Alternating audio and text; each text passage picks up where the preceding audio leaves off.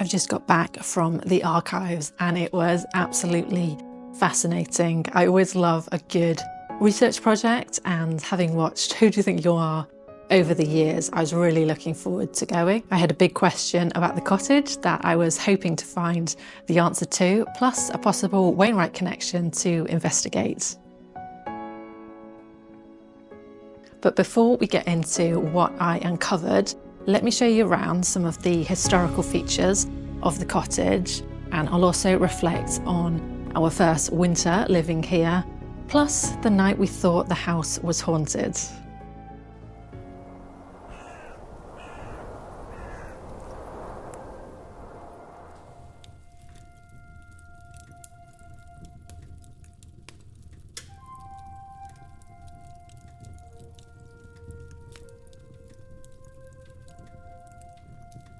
When we stepped through the door into our new home, a mysterious folder caught our eye, sitting there on the floor.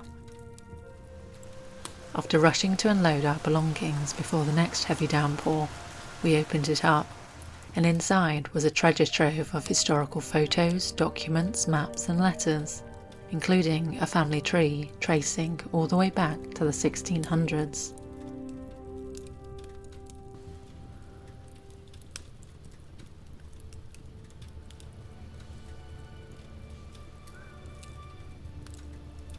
There was also a large picture frame left leaning against the wall, with a display of old photographs, Victorian residents of the house frozen in time, their faces, their clothing, the way they sat so formally for the photographs. It was surreal to see these historic snapshots of our rooms. This was completely unexpected. We hadn't actually known much about the personal history of the house before we bought it. We had seen it once in the dark when we offered on it, so it was all a bit of a whirlwind. From reading through the documents, we began piecing together the lives of those who'd called this house a home over the centuries, right up to the war. Each name, each story, adding another layer to the history woven into these walls. And living in an old stone cottage in the countryside has been my biggest dream. I've always just felt most at home in old spaces, feeling connected to the landscape and the history.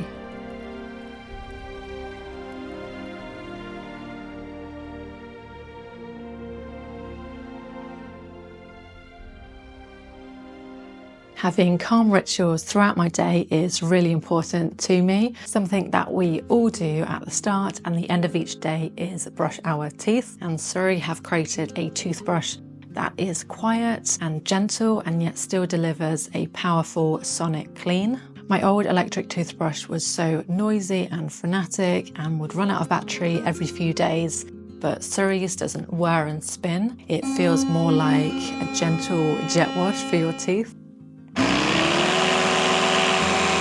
The 40-day plus battery life makes it extremely low maintenance. With this, you barely need any pressure. It does such a thorough job on its own. I still have some sensitivity, which was uncomfortable with my previous brushes, but with this one, as it's so gentle, I don't actually notice it at all. The aluminium body looks super minimal and is really nice to hold. It also comes with a magnetic mirror mount. My favourite thing about Surrey though is their plant-based heads, and they will recycle these for you. This is such a well thought out product and very much a toothbrush for life. And if you'd like to get one of your very own, you can get 20% off with my code FABLES20.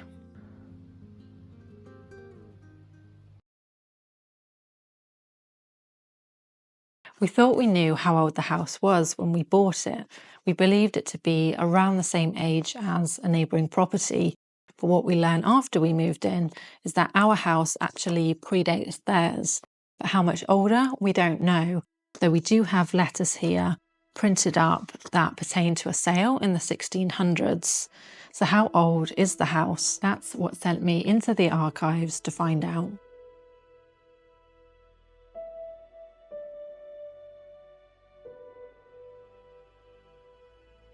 I requested to view our house records, and then I got a phone call. could I please narrow it down? I hadn't asked to see everything. I had selected some different areas, though what I had selected equated to more than a dozen boxes worth of stuff. And I was completely blown away that so much history had been preserved on this one house alone.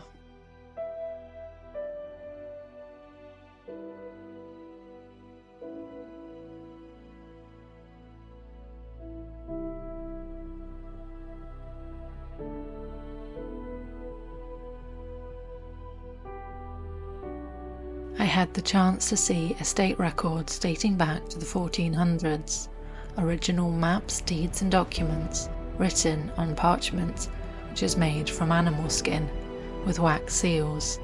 That alone was incredible. It made the history of the house so tangible and enduring.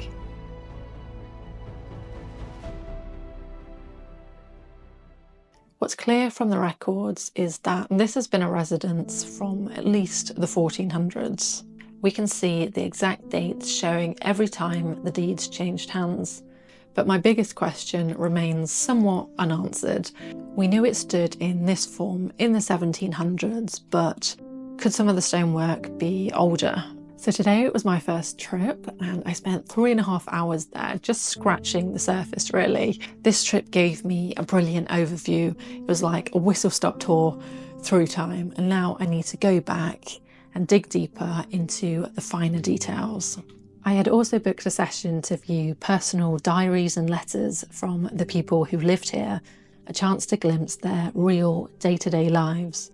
But as beautiful as the handwriting was, it was so difficult to read.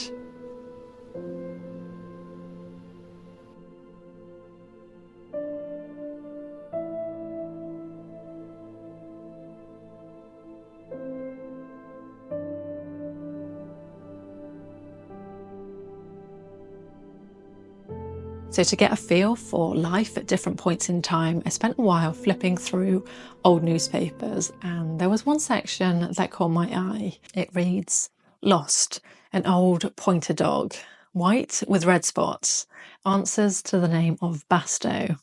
Almost blind, one eye quite gone.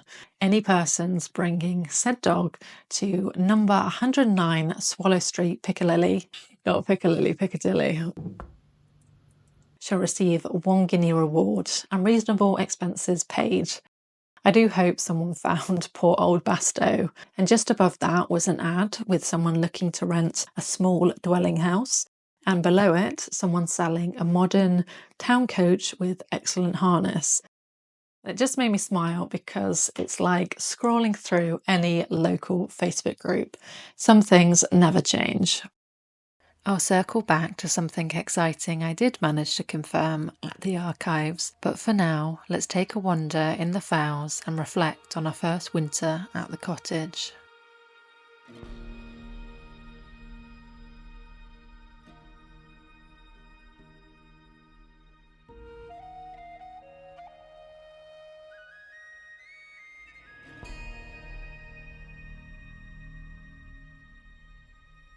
We've had some stunning snow days this winter, and we are very close now to finishing up the Wainwrights. We've taken our time revisiting many along the way as we explore new routes.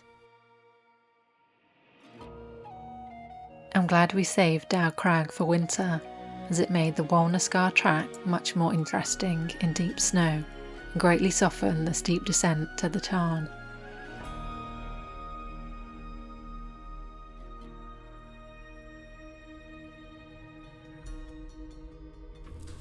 Staying warm inside has been, ironically, more of a challenge.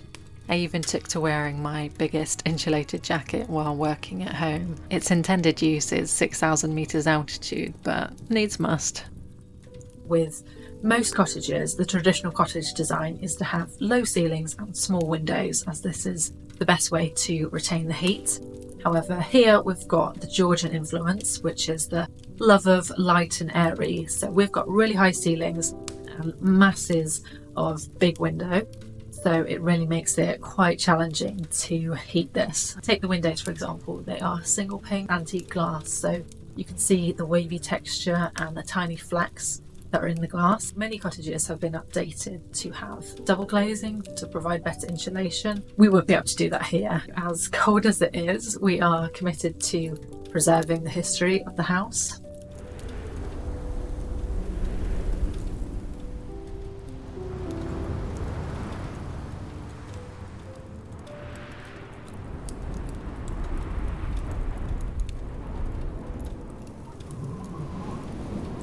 This winter has gotten down to around -10 and the house is incredibly drafty. We had storm after storm rolling through and a tree came down taking out the power. With nothing but fields and fells around us, the wind howled through the house. And with single pane glass and endless nooks and crannies, you don't just hear it, you feel it too.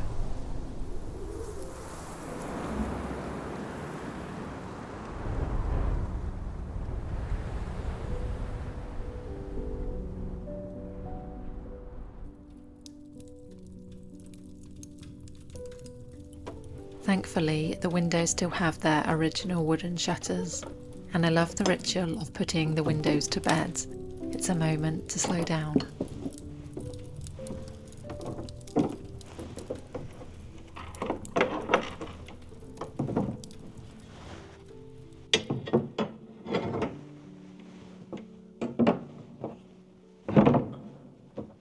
We were also left all the heavy curtains, which, with their deep, rich colours, remind me of the Gryffindor common room, especially with the big fireplace and the Gothic touches like the exposed stone. One of the aspects of buying a rural property is that we're not on mains wastewater removal. Instead, we have a septic tank, which is common in remote areas. We also have access to spring water, which means we can be completely off-grid for water. We have an oil tank for heating, but with high ceilings and radiators that don't cover all parts of the house, it takes a long time to feel any warmth. The open fires are lovely, but not as efficient as a stove.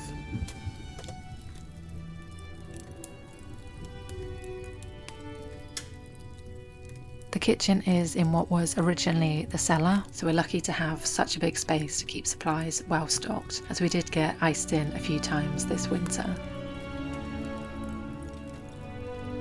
The stone roof is great for trapping heat and can be the cosiest place in the house. The curves and arches also make me feel like I'm in a hobbit hole.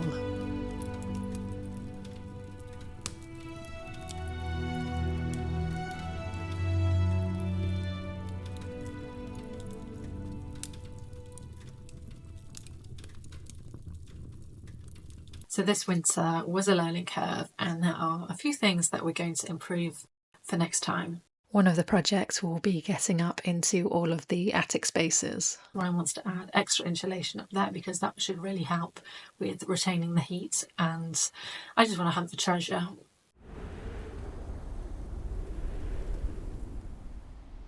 Among the documents left behind was a write-up of the people who had lived here over the years, and in some cases they even noted how they died.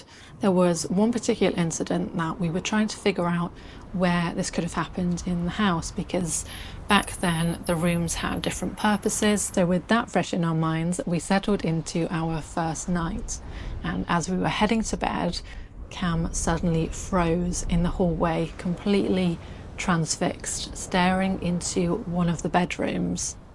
And he's a dog who is pretty unfazed by anything. He takes everything in his stride. He happily wild camps. He's been on buses, trains, stayed in all sorts of places, and happily settles down wherever he is. And his favourite thing is going to bed. He leaps on the bed. But that night he would not come into the room. We called him, nothing. He just stood there staring into one of the bedrooms, his eyes locked on something that we couldn't see. We had gone to him, and then that's when we heard it, a deep muted bang, and then another, and we couldn't work out where it was coming from. Cam didn't react to the noise, but he did snap out of it, and then he came into the room and we continued to hear these knocking sounds, and Ryan was like, what have we done? It was like the beginning of any good horror story. We still don't know what Cam was looking at. At that point it was just a completely empty room with the curtains closed. A few days later, we did work out the source of the knocking. It's so quiet here that any little sound is really accentuated. And what it was is the old wooden shutters with their iron fastenings. It's so drafty here that there will be some movement and some noises. The knock of iron and the reverberation made them sound like such an old medieval sound. On that first night, we had a very atmospheric welcome to the house.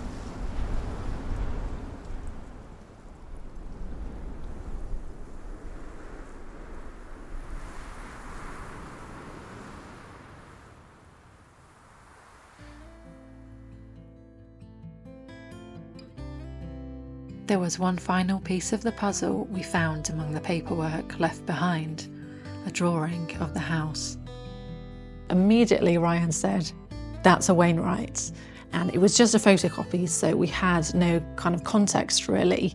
But his style is so distinctive. And when we bought this house, this stone bookcase was one of the things that I particularly loved about it. We put his books up there, pride of place, and it was one of the first things I did when we moved in. And so that was something that I wanted to confirm by going to the archives. And sure enough, it was a Wainwright. And so now to be living within one of the scenes that he drew feels really surreal. Over the years, we've looked at his books as we've walked the Wainwrights, read his words, listened to his voice. I'm now making videos on the fowls he loved so much.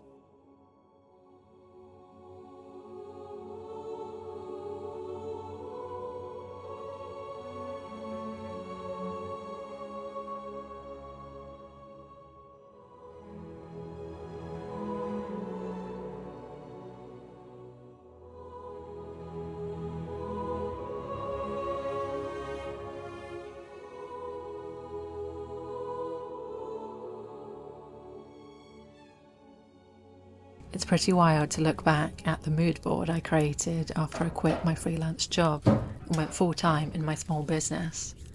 A cottage was at the centre, surrounded by Tolkien-esque mountains, an old wooden door with ironwork, an open fire, mist rolling through the forest, the seclusion of Hagrid's hut nestled in the landscape, and Ryan and Cam wandering in the fowls.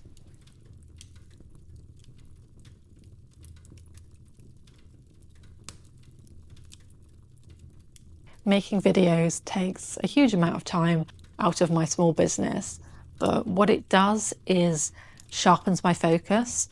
By quite literally looking through a lens, you are really honing your focus and actively kind of creating what you want to see. It feels a bit like Alice in Wonderland. Through my videos, I've gone down this rabbit hole into my imagination, pulling at threads. When I began learning and talking more about trees, particularly the old souls like ancient oaks, never would I have thought that within a few short months I would end up with one on my property. There is so much energy within the creative process, no matter how chaotic or messy it can seem in the moment. You're weaving together threads that create the tapestry of your life. And you don't need to make videos, but if you're struggling to articulate what's next, maybe start with visuals, those that simply evoke a feeling. Let your imagination take the lead, and who knows what doors will open. I hope by sharing this, it gives you some encouragement if you are also working towards a dream.